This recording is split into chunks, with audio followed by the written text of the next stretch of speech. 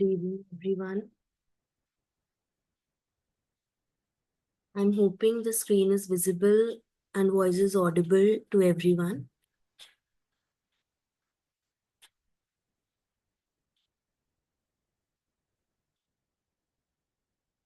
Yes, ma'am. Thank you. So you all must be waiting for the organon classes. From a lot of time, we were getting a lot of messages as well.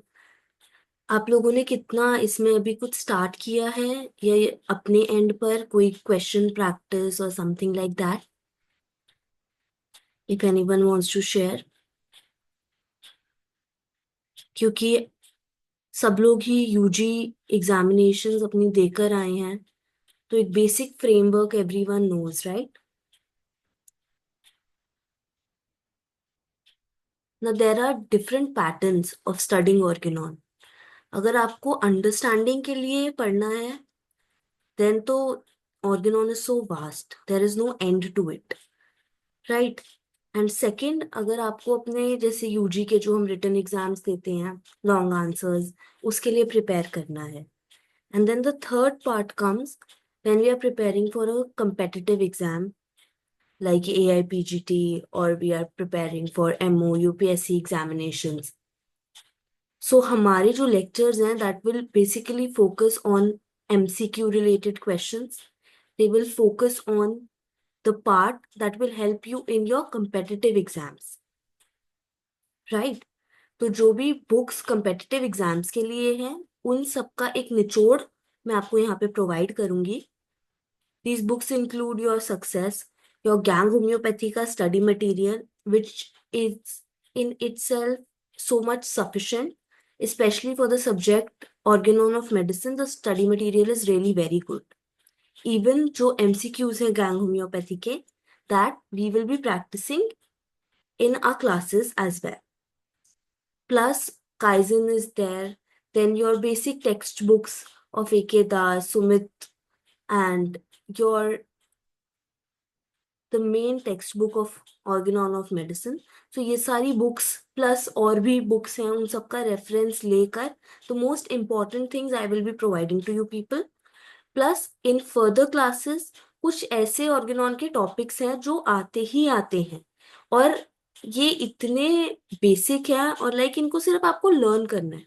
इसमें कुछ ये नहीं है कि answer बदल जाएगा. Organon में तो जो बातें लिखी हुई हैं वो वहीं की वही रहेंगी. तो आपका स्कोरिंग एक बहुत 100% स्कोरिंग आप कर सकते हो इस सब्जेक्ट के साथ. So today starting with this version की जो ये हमारी बुक है Organon of medicine word index included. अब ऑर्गेनॉन के फर्स्ट पेज से लेके लास्ट पेज तक एक फुल स्टॉप एक कॉमा एक द ये सब कुछ भी इतना प्रिसाइजली इतना एक्यूरेटली गिवन है कि हर एक चीज की इंपॉर्टेंस है. हम लोग 10 बुक्स तो पढ़ लेते हैं ऑर्गेनॉन की और जो मेन बुक है उसी को ढंग से नहीं पढ़ते. अगर उसी को हम एक एक पॉइंट कोई इंपॉर्टेंट समझते हुए पढ़े तो हमें और किसी बुक की जरूरत ही नहीं होगी. Right. So now we refer to the fifth and sixth edition combined.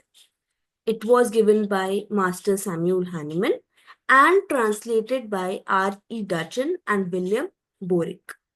So now, who translated the fifth and sixth edition? You should know. You should know which is the commonly used edition, right? Likewise, in this page, it is written that by Samuel Hahnemann, Ode Sapere. In further slides, we will be learning about the importance of Ode Sapere. Now, this has been translated from the fifth edition with an appendix by R.E. Dudgeon, translated by William Borick, and introduction by James Cross. So, who gave the introduction? Who gave the translation? Who gave the appendix? These three names you should be knowing. क्योंकि इन पर MCQs आ सकते हैं. Next, we all know that Organon is the Bible of homeopathy. Now, medicine of experience was the forerunner of the Organon. I am thinking that ये सब कुछ जो मैं बता रही हूँ इट इज वेरी बेसिक और सबको पहले से ही इसका आइडिया भी होगा और अवेयरनेस भी होगी. Talking about Medicine of Experience was published in 1805, which in every respect is forerunner of Organon. Ode has originated from latent word, which means to dare. Sapere means to be wise. So ode sapere means dare to be wise. Now this quotation is of Horace originally, which Hahnemann used in his Medicine of Experience. So ये आई भी जो हमारी second edition है तब से ये quotation आई है. उससे पहले there was a 4 line stanza by German poet Gilbert जो लिखा गया था. और ऑर्गेनॉन ऑफ मेडिसिन का नाम भी उस समय Organon of rational art of healing था जब फर्स्ट एडिशन आई थी. तो this has been changed. You should know that this is a latent word. You should know that this quotation was of Horace, which was used by Hahnemann in his Medicine of Experience, and it was added in the second edition. जो भी मैं आपको बोल रही हूँ along with the slide, that is very important. आप एक notebook लेके बैठिए और आप उसमें वो साथ साथ जॉट डाउन कर लीजिए पॉइंट्स, या आप अपनी स्लाइड का स्क्रीनशॉट लेके उस पर भी लिख सकते हैं if something is missing from the slide. Next, we come on to the word homeopathy is derived from a Greek word. Now, I told you that ode sapere was a latent word, whereas homeopathy is a Greek word. Likewise, organon is also a Greek word. Now, this organon, इसका idea जो लिया गया था वो ऑर्गेनम Novum ऑर्गेनम book थी. That was second part of Insantium Magna by Lord Bacon and Organon by Aristotle. This I will add in the slide as well. इससे inspiration लेके doctor Hahnemann ने अपनी ऑर्गेनॉन पब्लिश की थी. तो ये 2 बुक्स प्लस ये कि ये नोवम ऑर्गेनम किसका सेकंड पार्ट है ये पता होना चाहिए. ये भी बहुत कॉमन चीज है, हम अक्सर सुनते हैं. The word homeopathy is Greek, organon is Greek, which means literally work, a scientific investigation, instrument of thought system or logic. Right? अभी जब आप आगे क्वेश्चंस देखेंगे तो आपको इसका आइडिया हो जाएगा that why I am emphasizing on this.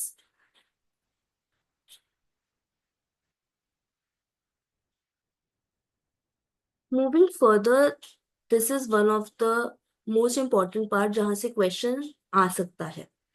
That is different editions. So पहली बात तो there are 6 editions which are there. Right? The name of the book, the publication year, number of aphorism and any important editions which were made.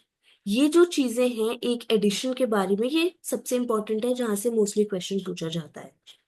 So the name of the first edition was Organon of Rational Art of Healing. Year was 1810. Total number of aphorisms being 271. इसमें you can add that it was written in Torgau and it covered that 4 stanza from German poet Gilbert की जो 4 lines हैं वो इसका starting में लिखी हुई थी और इसके अंदर 271 अफोरिज्म्स थे. तो ये 2 मेन चीजें हैं जो इसके बारे में याद रखनी है. और ये याद रखना है जैसे पहले स्लाइड पर भी मेंशन था, medicine of experience 1805 was the precursor of the first edition of Organon. Right? Second edition की बात करें तो नाम जो है वो स्लाइटली चेंज हो गया था. That was Organon of healing art. Now this came in the year 1890. ये कहाँ पब्लिश हुआ था? ये लिप्सिक में हुआ था. एंड अब इसके अंदर 318 अफोरिज्म्स थे. अब ब्रैकेट में आप देख सकते हैं कि 315 लिखा है 315 क्योंकि जो 3 अफोरिज्म्स थे उनकी नंबरिंग थी ही नहीं. मतलब there were no aphorism numbered 216, 217, 218. 216, 217 और 218 की नंबरिंग की मिस्टेक थी और ऐसे कोई अफोरिज्म्स नहीं थे जिन्हें ये 3 नंबर्स दिए गए हों. इसलिए जो टोटल है वो 318 बन रहा था उस टाइम, बट सही नंबर 315 होना चाहिए. तो आपको दोनों चीजें याद होनी चाहिए, प्लस आपको ये याद होना चाहिए कि कौन से अफोरिज्म्स हैं जिनको उस समय नंबर नहीं किया गया था. इसके अंदर एक इम्पॉर्टेंट एडिशन जो हुई थी वो है कि जो स्टैंजा ऑफ 4 लाइंस थी जर्मन पोएट गिलबर्ट की, वो इस एडिशन में ऑडे सेपेरे से चेंज हो गया था। और ऑडे सेपेरे एक लेटेंट वर्ड है, किसने दिया है, कहाँ से आया है, वो सब हम पिछली स्लाइड में डिस्कस कर चुके हैं, right. Talking about the third edition, अब इसका नाम भी यही रहा था, ऑर्गेनॉन ऑफ हीलिंग आर्ट। अब कई जगह कई बुक्स में लिखा है कि थर्ड एडिशन से ऑर्गेनॉन ऑफ मेडिसिन नाम पड़ गया था, but national of the thing, fifth edition के बाद नाम चेंज हुआ था ऑर्गेनॉन ऑफ मेडिसिन में। तो ड्यूरिंग योर आंसर राइटिंग या जब आप टिक करेंगे, तो this table is the right guidance for you, क्योंकि जो ऑर्गेनॉन ऑफ मेडिसिन नाम है वो सिक्स एडिशन को ही मिला है, बाकी उससे पहले we will go for Organon of healing art as answer. और ऐसे कई बारी जो ये डिप्लोमेटिक क्वेश्चंस होते हैं, कई बारी अवॉइड भी करते हैं कि कंफ्यूजन ना हो और बाद में कोई इशू ना आए, इसलिए तो एग्जामिनर देता नहीं है। Talking about the publication year of the third edition, it is 1824. Again, this is important. अब third edition में दो नए aphorisms add हुए थे, that is 319 and 320. And two और editions थी, that was 108B and 167B. ये दो फर्दर सब एडिशंस हुई थी, प्लस दो नए aphorisms ऐड हुए थे। और नंबरिंग की तो जो गलती है वो चल ही रही थी, हमें पता ही है, तो इसलिए टोटल नंबर जो लास्ट अफोरिज्म को हैनीमैन ने दिया है दैट इज 320, लेकिन एक्चुअली में जब हम काउंट करेंगे तो that was 370 after edition of the two aphorisms numbered 319 and 320, right. अब इसकी एक इम्पॉर्टेंट चीज ये है कि ये जो 319 और 320 जिनकी हम बात कर रहे हैं, these aphorisms were dealing with mesmerism। तो mesmerism वाले aphorisms कौन सी एडिशन में ऐड हुए थे, that is the third edition.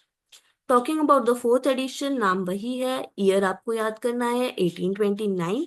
Total number of aphorisms is 292, और इसका सबसे इंपॉर्टेंट कैरेक्टरिस्टिक है theory of chronic diseases was introduced for the first time in this edition। Theory of chronic मियाज्म भी बोल सकता है, राइट। एंड प्लस जो हमारी इंट्रोडक्शन है वो भी फोर्थ एडिशन से ही इंट्रोड्यूस हुई थी। I hope I am being very clear to everyone और सबको समझ आ रहा है। If you have any problem related to anything in this, तो you can ask me towards the end. अगर कुछ कॉमन चीज है, छोटा क्वेश्चन है, तो आप मेरे को बीच में भी इंटरप्ट करके पूछ सकते हैं, right. Going further, the fifth edition, the fifth edition was also named Organon of Healing Art, and at some places it is written कि जो फिफ्थ एडिशन का इंग्लिश ट्रांसलेशन है उसका नाम ऑर्गेनॉन ऑफ मेडिसिन रख दिया गया था। तो यहाँ पे there can be two things which are there, right. और इसका English translation was by R.E. Dudgeon, also by Brie Frickle. So these are the two scientists जिन्होंने during different years English translation किया था, but that is not that important. सबसे important चीज जो इसकी है that is 294 aphorisms in the fifth edition. The doctrine of vital force and drug dynamization was introduced, and also centesimal scale of potentization was introduced. तो इसकी तीन चीजें हैं फिफ्थ एडिशन में जिस पे क्वेश्चन आ सकता है, that is doctrine of vital force आई थी, ड्रग डायनामाइजेशन आया था, और सेंटेसिमल स्केल ऑफ पोटेंटाइजेशन आया था। सिक्स्थ एडिशन की बात करते हैं तो यहाँ पे नाम ऑर्गेनॉन ऑफ मेडिसिन हो गया था, that is for sure. There was a long gap क्योंकि हेनमैन की डेथ के बाद and all that thing we know the stories, उसके कारण यहाँ पे एक लॉन्ग गैप आ गया था, दैट इज ये पब्लिकेशन ईयर था 1921। द टोटल नंबर ऑफ अफोरिज्म्स वर 291। अब इसके अंदर सबसे इम्पोर्टेंट चीज was discussed in a treasury of organon of medicine part 3, plus there was introduction of 50 millisimal scale. There were certain rules for repetition of doses which were changed, and there was vital force was replaced by vital principle। तो पहले क्या था, vital force था fifth edition तक, और sixth addition में now it was termed vital principle। तो ये तीन चीजें बहुत इंपॉर्टेंट है सिक्स्थ एडिशन के पॉइंट ऑफ व्यू से, right. If anyone has any problem in between तो आप पूछ सकते हैं। मैम आपने जो बोला है ना, फिफ्थ एडिशन में सेंटिसिमल स्केल को इंट्रोड्यूस किया गया था, यस। तो फोर्थ फोर्थ एडिशन में डेसिमल स्केल को इंट्रोड्यूस किया गया था या फिफ्थ में ही किया गया था? वो पहले वाली एडिशंस में प्रेजेंट था। वो किस पर्टिकुलर एडिशन में इंट्रोड्यूस हुआ है that is not that important, क्योंकि यहाँ हम फर्दर एडिशंस की बात कर रहे हैं। तो सेंटेसिमल केम आफ्टरवर्ड्स, राइट? तो वो किस एडिशन में ऐड हुआ था that is very important. Got it? वो पहले ओके। वाले एडिशन से ही चलता आ रहा था डेसिमल स्केल। और जो मिलेसिमल स्केल है that was in the sixth edition, right? Now moving further, we all are aware कि हमारी बुक की स्टार्टिंग के पेजेस में ये सब कुछ दिया होता है। अब यहाँ से there can be questions frame. Organon of heart of healing contents, publish from second edition onwards, right? ये सारी जो चीजें हैं these were second edition onwards and the introduction. अब देखो, हम कहते हैं कि पता नहीं कौन सी बुक से क्वेश्चन आ गया होगा या कहाँ गिवन है। हमारी मेन बुक में ही, हमारी बाइबल में ही गिवन है। appeared for the first time in the fourth edition based on essay entitled indication of homeopathic employment of medicines in ordinary practice। तो इंट्रोडक्शन कहाँ से आया, कौन से एडिशन से आया, ऐसे क्या इंटाइटल्ड था, ये तीन क्वेश्चन इस एक चीज से बन जाएंगे। Now there are prefaces which are there in various editions, then there is text, then there is appendix। मेरा ये चीज आपको बताने का मेन मोटिव ये है कि जब आप आरी डजन वाली जो हमारी मेन बुक है fifth and sixth edition combined Organon पढ़ते हैं तो आप उसका एक एक वर्ड ध्यान से पढ़ें। उसके प्रीफेसेस से भी क्वेश्चन बन सकते हैं, इंट्रोडक्शन से भी बन सकते हैं, और टेक्स्ट से तो बनते ही बनते हैं, जो टेक्स्ट हमारे अफोरिज्म्स है और सारी जो बाकी फुटनोट्स हैं, डिटेल्स हैं। प्लस फिलोसफीज भी जब आप पढ़ते हैं, तो अब फिलोसफी जब हम पढ़ेंगे तो मैं एक जनरल आपको आइडिया दे रही हूँ कि हम आगे कैसे कैरी ऑन करेंगे ये चीज। उसमें हम सब कुछ नहीं करेंगे फिलोसफी में, because that will be very vast, right? जो मेन चीजें हैं like can 12 observation we can't ignore, second prescription we can't ignore, जिनसे क्वेश्चन आता ही आता है और ये आपको टिप्स पर होनी चाहिए, वो चीजें हम बहुत अच्छे से करेंगे आगे आने वाले लेक्चर्स में। Right, so I hope I am making myself clear. अब ये देखिए, हम डिविजन जो अफोरिज्म्स की हैं, there was one more slide.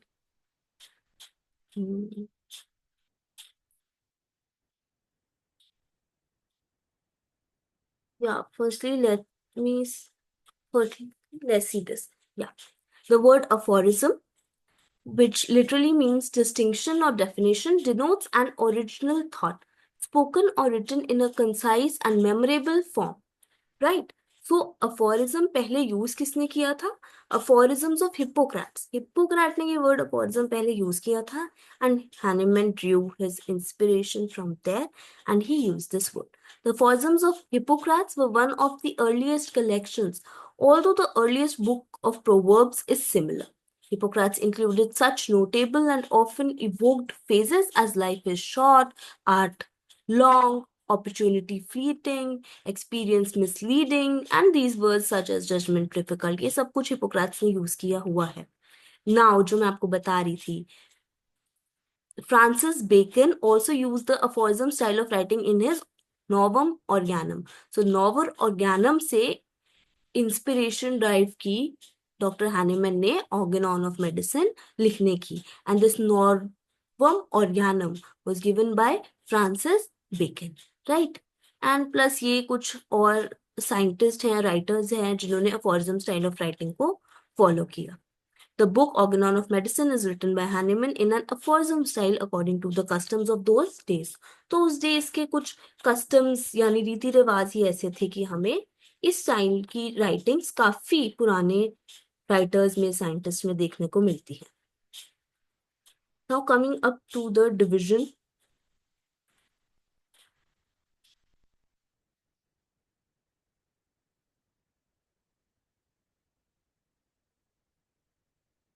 So we see the text is divided into two parts. There is the theoretical part. अभी हमने देखा प्रीफेस है, इंट्रोडक्शन है, टेक्स्ट है, अपेंडिक्स है. टेक्स्ट दो पार्ट्स में डिवाइडेड है. theoretical part that is 1 to 70 aphorism, practical part that is 71 to 294 aphorisms.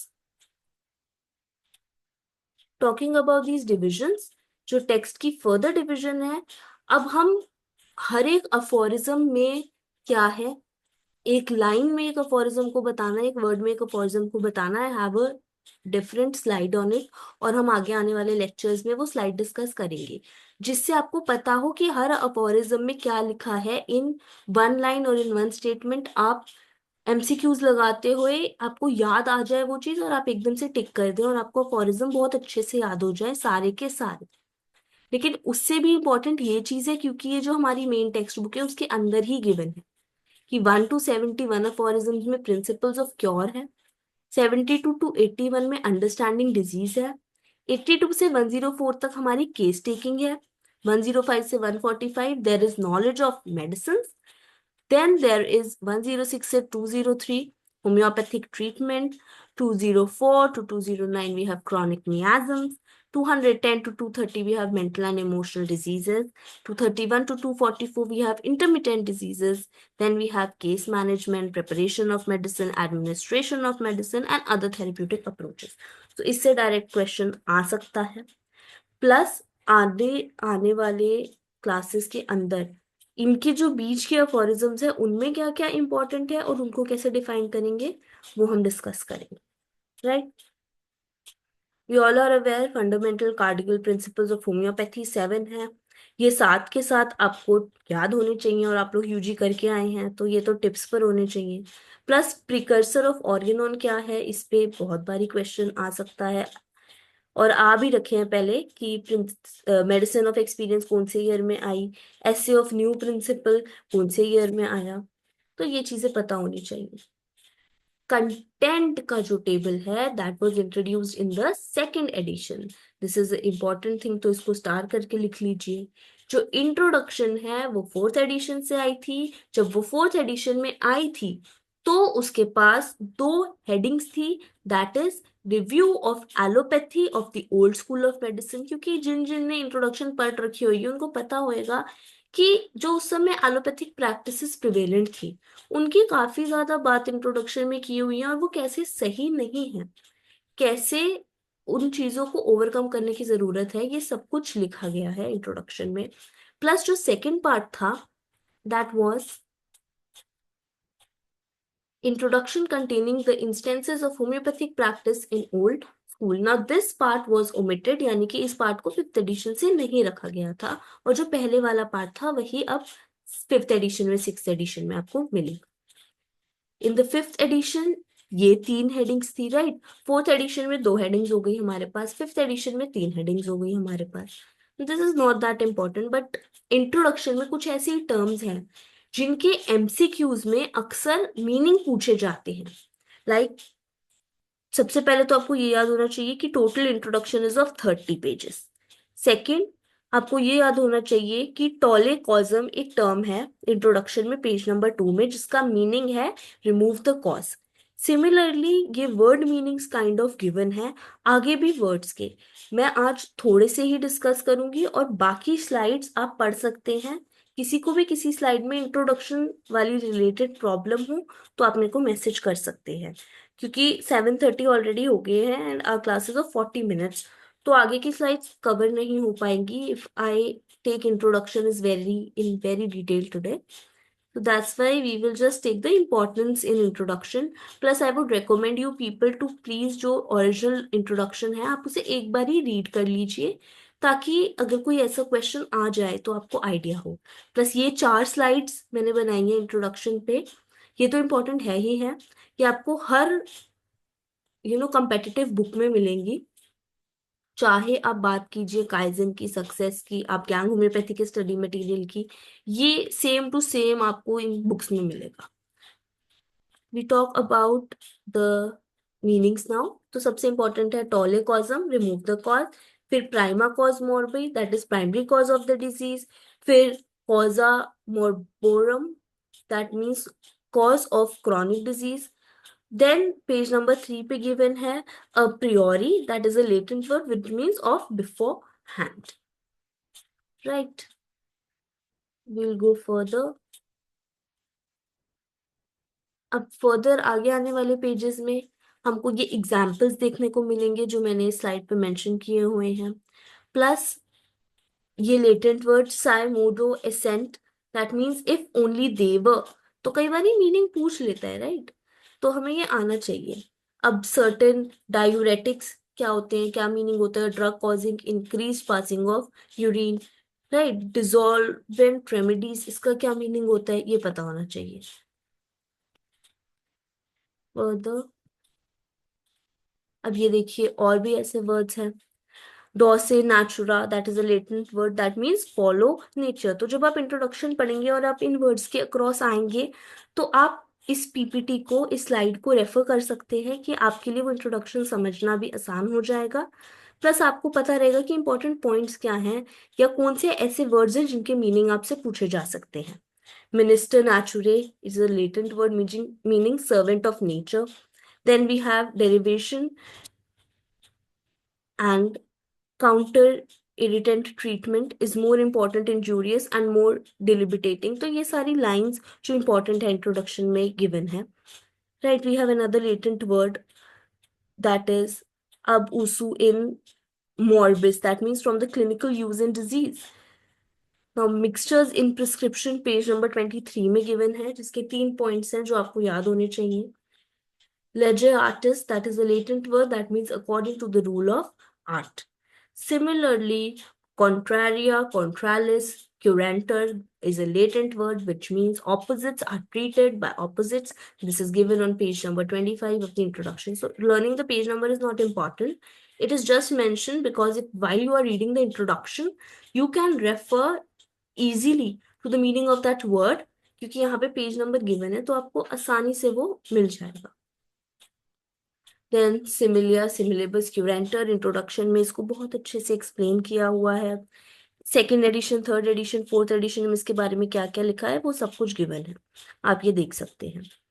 Then other, ये सारे पॉइंट्स इतने इंपॉर्टेंट नहीं है, आप बस एक बार ये रीड कर लीजिएगा कि आपको आइडिया मिल जाए। प्लस अगर आपको इंट्रोडक्शन से रिलेटेड कोई भी क्वेश्चन आता है और आपको लगता है कि आपने स्लाइड्स पढ़ी हैं और उसमें नहीं है, तो आपको कहीं पे स्टार लगा के नोट कर सकते हैं, लेकिन मैक्सिमम जो इंट्रोडक्शन से रिलेटेड क्वेश्चंस हैं वो आपके इन स्लाइड से कवर हो जाने चाहिए। Then there are some important dates, that is हम सबको पता है कि translation of Cullen's materia medica करते हुए इंग्लिश टू जर्मन जब डॉक्टर हैनीमैन कर रहे थे, तब उनको लाइक पता चला एंड उन्होंने ये सब कुछ सोचा, होम्योपैथी का इन्वेंशन वो जो रूट कॉज है वो वहां से हुआ था। तो इसका ईयर क्या था ट्रांसलेशन का, that was 1790। Then friend of health उन्होंने कैसे लिखा था, that was 1792। Essay of new principle हमने डिस्कस भी किया, that was 1796। Then there was this, फिर इसके बाद ये वाले इंपॉर्टेंट नहीं है, cure and prevention of scarlet fever is important, 1801। Then we have medicine of experience, which is important, that is 1805. We have materia medica pura, that is 1811 and till 1821 consecutively जो 3 volumes आई थी उनका given है। तो आप ये सारे years याद करने, मतलब अगर सारे ना भी याद रहे, जो मोस्टली आपसे एमसीक्यूज में पूछता है वो वाले आपको याद करने बहुत इंपॉर्टेंट है, जो बहुत कॉमन है और अब तक तो याद भी हो गए होंगे। जैसे क्रॉनिक डिजीजेस का आपको पता होना चाहिए, फर्स्ट एडिशन कब आई थी, उसमें कितनी वॉल्यूम्स थी, सेकेंड एडिशन कब आई थी, उसमें 5 वॉल्यूम्स थी। तो ये सब कुछ आपको पता होना चाहिए। देन 4 आर्टिकल्स ऑफ क्लोरेरा कब आए थे, right? Prefix to Boenninghausen's repertory of antipsoric medicine कब आई थी। प्लस रेपर्टरी की क्लास में भी आप लोगों ने ईयर्स डिस्कस किए होंगे कि डिफरेंट एडिशंस के ईयर्स प्लस डिफरेंट रेपर्टरीज के ईयर्स, तो वो सब कुछ बहुत बहुत बहुत इंपॉर्टेंट है और याद रहना, क्योंकि इससे डायरेक्ट क्वेश्चन है, ईयर तो बदल नहीं जाएगा। अगर आपने एक बार ही याद कर ली वो चीज, हाँ थोड़ा सा मगअप है, थोड़ा सा रट्टा मारना पड़ेगा, बट एक बार ही याद हो गई तो वो, मतलब ऐसा क्वेश्चन है जो गलत हो ही नहीं सकता, आप ठीक ही करके आओगे। ये हमने डिस्कस कर लिया है, ये we have discussed. Now coming forward to, आज हम अफोरिज्म स्टार्ट करेंगे। आज मैं सिर्फ 3-4 अफोरिज्म्स ही कवर करूंगी क्योंकि टाइम भी होने वाला है, लेकिन आगे आने वाले लेक्चर्स में हम एक तो जो मेरे पास मैप्स पड़े हुए हैं related to every aphorism that will be shared, plus जो भी अफोरिज्म्स और फुटनोट्स में इम्पोर्टेंट है जिससे क्वेश्चंस पुट ऑन होते हैं वो सब कुछ शेयर होएगा। अफोरिज्म से ज्यादा इम्पोर्टेंट फुटनोट्स हैं। लाइक फुटनोट तो आपको पता ही पता होने चाहिए, आपको अफोरिज्म पता है या नहीं पता, that are so important. Aphorism 1 deals with physician's mission. Second deals with ideal cure. Third, fourth, and fifth, physician's qualification. Third deals with perception, disease, medicine, and application. Fourth deals with epidemiology. Fifth deals with exciting, maintaining, and fundamental cause. और six और seven deal करते हैं manifestation of disease. मतलब ये starting के 10-12 फॉरिज्म्स तो ऐसे हैं, वो तो आपको बाय हार्ट लर्न होंगे अभी तक, क्योंकि आप लोग यूजी क्लियर करके आए हो, राइट। जो सबसे इंपॉर्टेंट क्वेश्चन आता है वो ये आता है कि जो फर्स्ट अफोरिज्म है, the physician's high and only mission is to restore the sick to health to cure as his term, ये पहला ही क्यों रखा डॉक्टर हैनीमैन ने? ये आइडियल क्योर भी डॉक्टर हैनीमैन पहला अफोरिज्म रख सकते थे ना, कि रैपिड होना चाहिए, जेंटल होना चाहिए, ठीक है, या qualification of true physician could be the first aphorism. Then जो पहला अफोरिज्म है उसे ही पहला अफोरिज्म क्यों रखा? आपकी टीचर्स ने भी कभी ना कभी कॉलेज में ये डिस्कशन किया होगा, and this is a important thing. तो क्रिटिकल थिंकिंग के क्वेश्चंस के अंदर ये चीज पूछी जा सकती है कि भाई जो पहला अफोरिज्म है उसको ही क्यों रखा, why it is placed first? So the answer is the first aphorism states the most fundamental purpose of being a medical practitioner. इस बुक का ऑर्गेनॉन का मेन ऑब्जेक्टिव ही है कि एक ऐसा इंडिविजुअल, एक ऐसा मेडिकल प्रैक्टिशनर डॉक्टर हैनीमैन बना सके या सिखा सके उस फिजिशियन को कि एक्चुअली में मोस्ट फंडामेंटल पर्पस क्या है एक मेडिकल प्रोफेशन का, एक मेडिकल प्रैक्टिशनर का। इसलिए उसने ये चीज पहले ही अफोरिज्म में क्लियर कर दी कि यहाँ you are not here to earn money और on that stuff for this और दैट, नो। मेडिकल प्रोफेशन अगर आप ले रहे हैं, if you are studying homoeopathy, the main thing is that you have to cure the sick to health no matter what.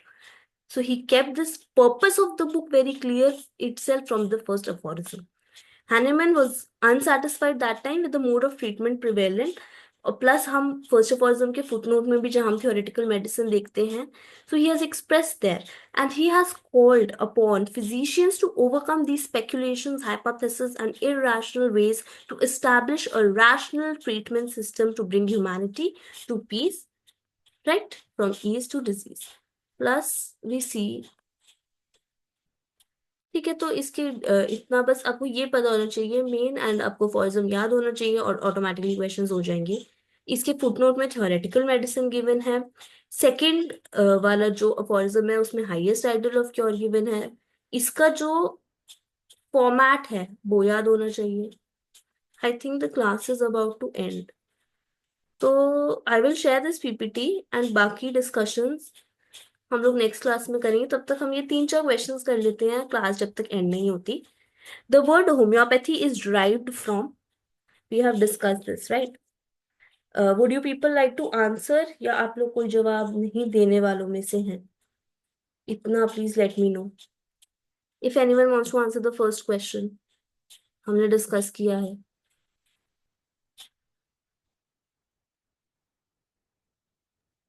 That one.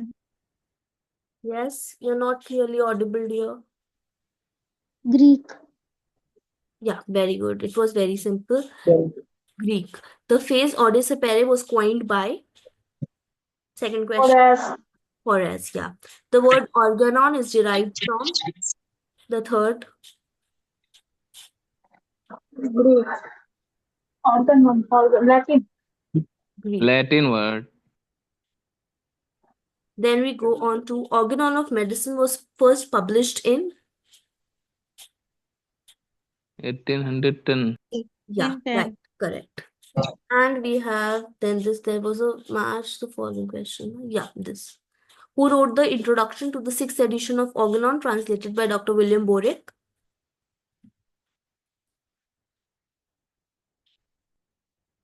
James Frost. James Dr. Krause. James Krause. Which concept is discussed in footnote 1? Theoretic medicine. Theoretical medicine. Theoretic medicine. इतने easy questions आते हैं exam में। Basic चीजें जो आप गलत नहीं करनी चाहिए, आपको टिप्स पर होनी चाहिए। प्लस अभी second aphorism, third aphorism, fourth aphorism की स्लाइड इसमें है। डिस्कशन रह गई है, जब तक क्लास खत्म नहीं होती मैं आपको एक दो चीजें बता देती हूँ। जो सबसे इम्पोर्टेंट चीज है वो है आपको ऑर्डर याद रहना चाहिए। जैसे थर्ड अफोरिज्म है, इसमें क्वालिफिकेशन ऑफ ट्रू फिजिशियन वो क्वेश्चन में पूछ सकता है कि किस ऑर्डर में गिवन है, कि पहले नॉलेज ऑफ डिजीज है, उसके बाद नॉलेज ऑफ मेडिसिन पावर्स है, फिर knowledge of application of medicinal knowledge to disease knowledge है, फिर चॉइस ऑफ रेमेडी है, फिर एग्जैक्ट मोड ऑफ। तो इसका ऑर्डर आपको प्रॉपर, ये 7 पॉइंट्स का ऑर्डर याद होना चाहिए। आई hope I am being clear. जैसे ये है, ये लिखा है, if the physician clearly perceives what is to be cured in the disease, that is knowledge of disease, that is the first, followed by knowledge of medicinal power. Then it is how to adapt according to the clearly defined principle what is curative in medicine to what is undoubtedly morbid in the patient, right? तो that means कि जो knowledge of application of medicine है वो knowledge of disease को apply करना। Then we have choice of remedy, then we have, देखो choice of remedy लिखा है, फिर लिखा है मोड ऑफ प्रेपरेशन, प्रेपरेशन के बाद लिखा है quantity of required, that is proper dose, उसके बाद लिखा है proper period of repetition of dose. तो इससे आपको क्वेश्चन पूछ सकते हैं कि इसको अरेंज कर दीजिए, 4 पॉइंट देंगे, 5 पॉइंट देंगे कि अफोरिज्म में कैसे मेंशन है, इसे अरेंज कर दीजिए। उसी तरीके से जो फिफ्थ अफोरिज्म है उसमें भी ये सारे पॉइंटर्स हैं जो आपको दे सकता है वो। फोर्थ अफोरिज्म हमारा प्रिजर्वर ऑफ हेल्थ है, who knows the things that derange health and cause disease and how to remove them, right? Second aphorism का भी एक बार देख लेते हैं डिटेल में, जो स्लाइड में हमारी गिवन है कि हाईएस्ट आइडल ऑफ क्योर क्या होना चाहिए, 3 पॉइंट्स है, रैपिड होना चाहिए, तीनों पॉइंट्स याद होने चाहिए कि highest ideal of cure rapid होना चाहिए, जेंटल होना चाहिए, परमानेंट होना चाहिए, ठीक है। और ये जो रिमूव है, ये देखो, highest ideal of cure is rapid, gentle, permanent restoration of health और removal and annihilation of disease in its whole extent. किस फॉर्म में ये रिमूव होना चाहिए, तो उसके जो पॉइंट्स है वो है शॉर्टेस्ट होना चाहिए, मोस्ट रिलायबल होना चाहिए, मोस्ट हार्मलेस होना चाहिए एंड इजिली कॉम्प्रेंसिबल प्रिंसिपल्स पे होना चाहिए। तो ये 7 पॉइंट्स जो इस अफोरिज्म के हैं, किस ऑर्डर में है ये भी आपको याद होना चाहिए कि पहले रैपिड है, फिर जेंटल है, फिर परमानेंट